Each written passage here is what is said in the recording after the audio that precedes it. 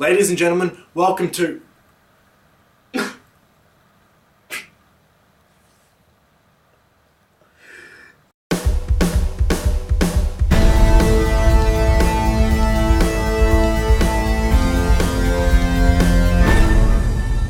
Dragonball Evolution. Why am I talking about this again? Anyway guys, welcome back to another Failure Friday. As I said last week after the Airbender review, I was going to do this review. I promised it.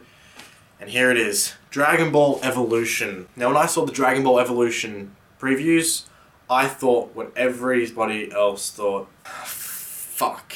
There was just no decent hype surrounding this film. You saw the trailers and everything was just weird and out of place. Goku was in high school? It was being played by Justin Chatwin? What? Nothing made sense. You're like, is sure this is Dragon Ball? And then we saw the movie. And we were right. This movie could not be further from what Dragon Ball and Dragon Ball Z was. What made it so popular. What made it so damn successful in the 90s. It completely strayed away from the essence of the characters, of the plot, of the story, of the villains, of everything. This is not a Dragon Ball movie. This is not the Dragon Ball movie that any of us wanted. We wanted awesome characters. We wanted an awesome story with some awesome fights, awesome special effects, and we didn't get it.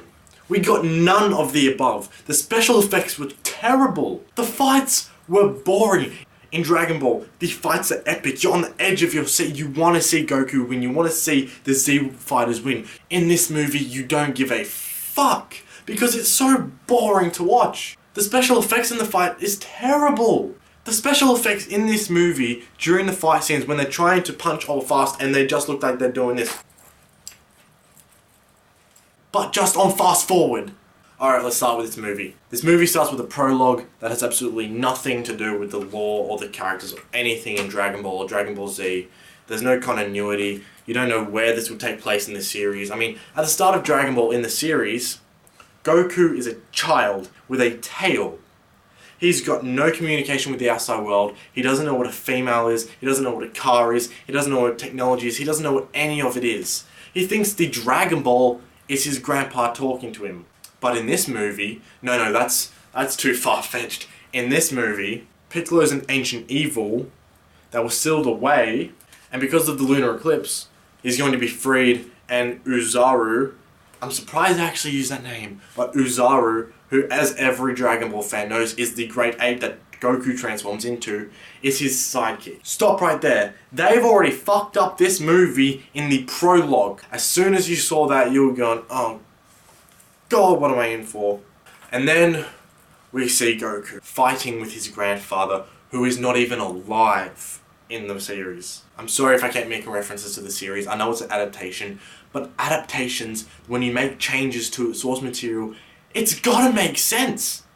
It's gotta make sense. This does not make sense. So anyway, he's training with his grandpa with some of the worst wire effects I have seen in a long time. And they're doing some flips and shit. And Goku, the hero of our story, the guy we're supposed to look up to, the guy we're supposed to see as a better example of everything else. He's pretty much Superman on cocaine. He bitches and he complains about not being able to get the girl. He tells his grandpa, okay, stop teaching me how to fight and stuff. Teach me how to get the girl. Teach me how to do that. Because that's what really matters in this story, is getting the girl. Really, Goku? You care about getting the girl?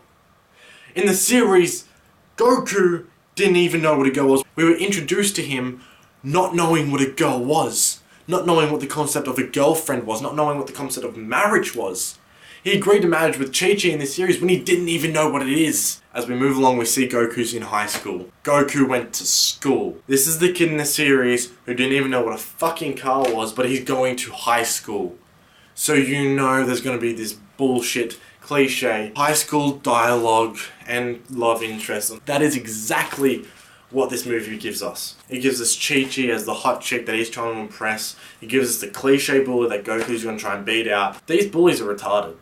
I'm just saying.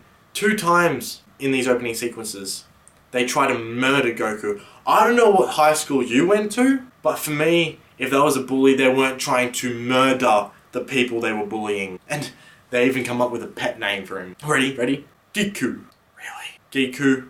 Really? Anyway, so he gets invited to Chi-Chi's party because apparently she knows what the fuck his key is when you open those lockers and yada yada yada yada yada. So it's his 18th birthday. Before he goes to this party, his grandpa gives him the Dragon Ball and he takes, for some reason, I don't know, some divine intervention or some bullshit, he takes the Dragon Ball with him. So when he comes back and he feels his grandfather in trouble or some shit at the party, he rushes off home. The house is destroyed, his grandfather's on his deathbed, and apparently it was Piccolo. Yeah, it was Piccolo. So Goku's told to go and search out for Master Roshi so he can teach him, so he can warn him about Piccolo coming back. And while he's searching through the rubble of his house, his room is like completely fine except for like a crushed wall here. The rest of his room is completely fine. He finds his grandfather's fighting outfit, I guess, which is the only thing in this film that somewhat represents the series. So he finds a costume, and then he meets Bulma, and they have this bullshit fight, and he does this. Oh, you Piccolo!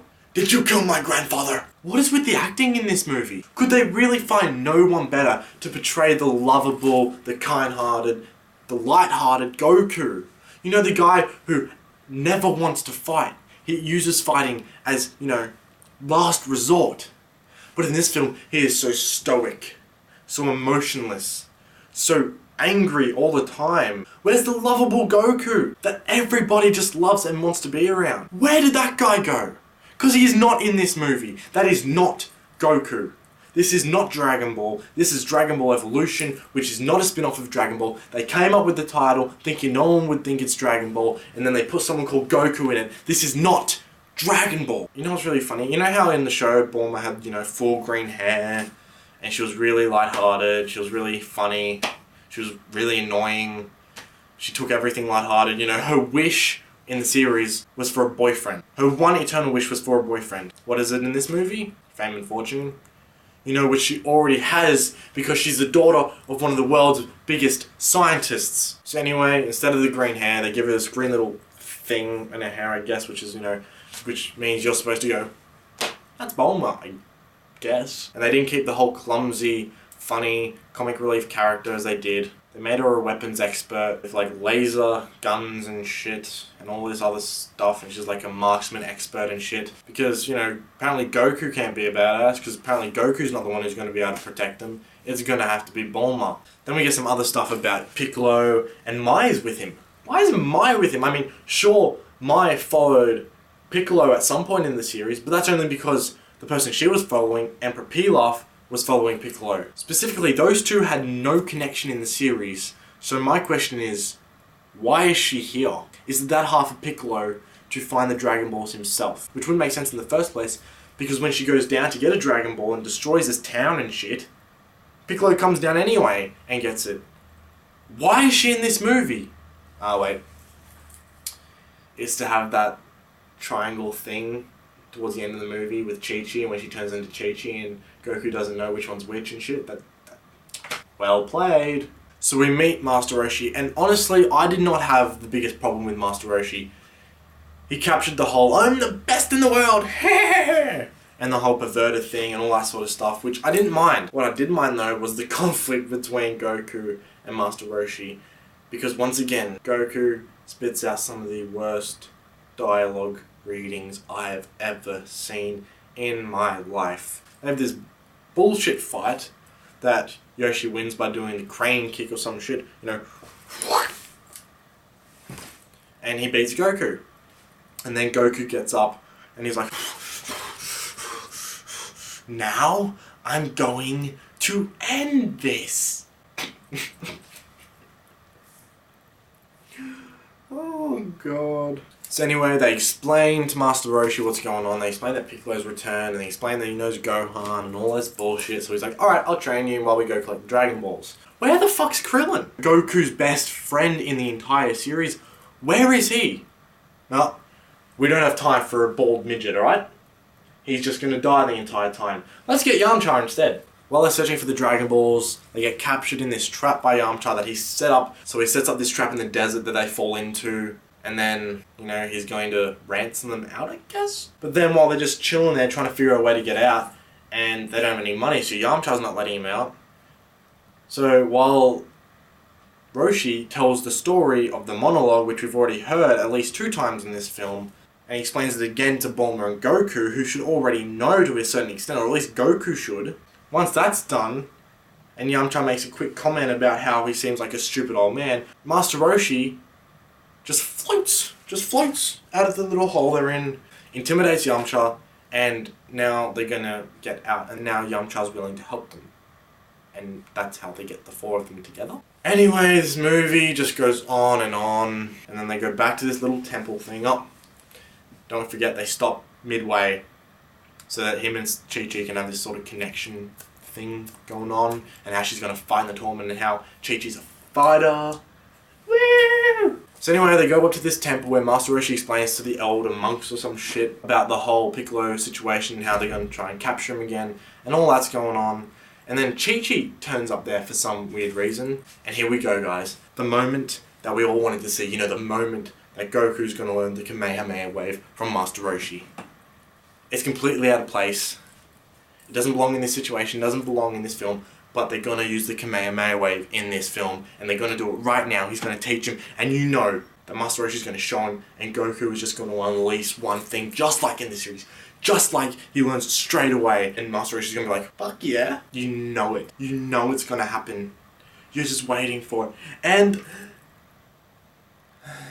the fuck is this? He's not teaching him the Kamehameha wave, he's teaching him fucking yoga.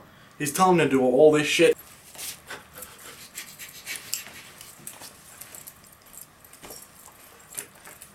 And then he goes, Kamehameha wave, bitch. That's not the Kamehameha wave. What the fuck was that? What the fuck was that? The Kamehameha wave is not this bullshit that he's teaching Goku. The Kamehameha wave is a powerful technique that takes so much force, so much concentration, and you just put it up behind you and you unleash it with power and you just say the words, and it is awesome to watch because it's quick, it's sudden, and it's awesome. What happened to that? Did that make too much sense for this movie? Because it seems like it did. So anyway, he leaves Goku to train by lighting fire with the Kamehameha wave. And he's struggling, he can't quite do it because, you know, Goku in this movie is a failure. So he's trying to light these torches on fire, and when he's done, he can go back inside. So he's training, he's failing, so Chi-Chi comes up, and this is when the power of the boner comes into play. Chi-Chi says, for every torch you light, you can take one step closer to me.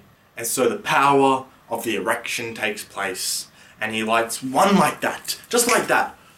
Why couldn't you do that from day dot? So he lights one, and he's trying to be all smooth and shit, being like, he fails to light another one, he has to take a step backwards, and then he lights them all at once with a very powerful Kamehameha wave, and he gets close to Chi-Chi, and they share moments, and you cry because it's so terrible. So after this all takes place, they're all having a nice little sleep, and Chi-Chi's up, and Mai comes. She turns into Chi-Chi somehow because Mai's a shapeshifter now, and they have this fight, and Goku rushes in like, alrighty, which one's the real Chi-Chi? I can sense my grandfather dying from miles away. I can sense Master Roshi's in this city. Surely I should be able to sense which one's Chi-Chi. Alright, it's that one. Oops. And Mai gets away with the Dragon Balls, and now Piccolo is going to unleash the Dragon Balls and make his wish of whatever it is. We get the build-up for the final fight. Goku brings out his costume, and you're thinking maybe they're going to give us what we always wanted, and that was an epic fight between Goku and Piccolo.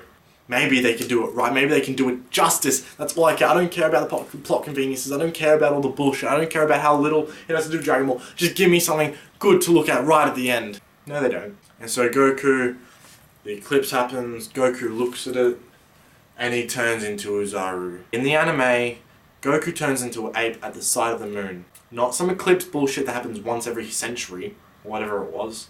No.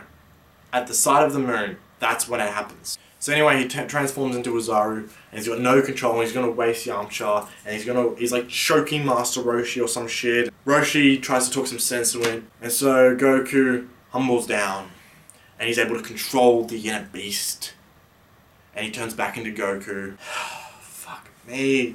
Fuck me. In the Great Ape form in the series, Goku cannot control himself. Goku has no control of what's going on. He's no conscience of what is going on. What is this bullshit? This is the first time he's transformed. Why would he be able to control anything? So anyway, he controls it, he's back to normal, and he's ready for this final fight between Piccolo and Goku, and you know it's going to end with a Kamehameha wave against Piccolo's thing. And he flies with the Kamehameha wave into Piccolo. Piccolo's destroyed, it's all over, and they grant their eternal wish. Roshi comes back with the Dragon Balls floating in the sky, spreading off to different locations, and the movie ends. This movie is disgusting. It's a disgrace to the Dragon Ball franchise. It shouldn't have been made. The actors are terrible. The plot's terrible. The villain's terrible. There's plot holes galore. This movie just needs to go away. Dragon Ball Evolution. One of the biggest childhood rapes of all time. Anyway guys, that wraps it up. Thank you for watching. If you like what you saw, hit that like button below, comment, subscribe, and I'll see you guys next time.